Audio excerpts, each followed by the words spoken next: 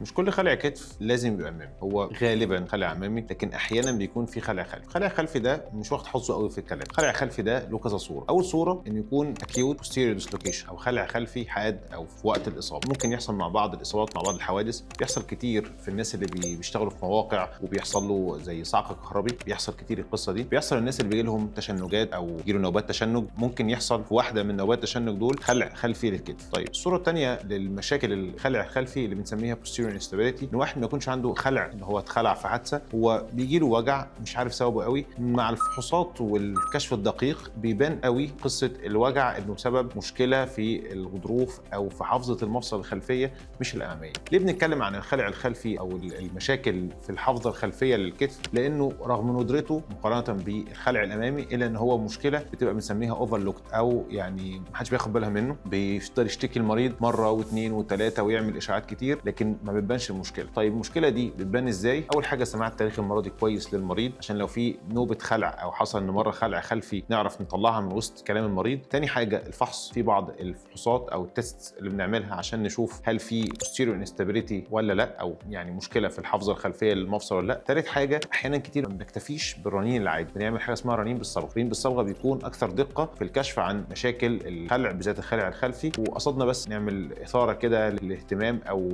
نركز على حاجه بتتنسي وهي الخلع الخلفي لمفصل الكتف.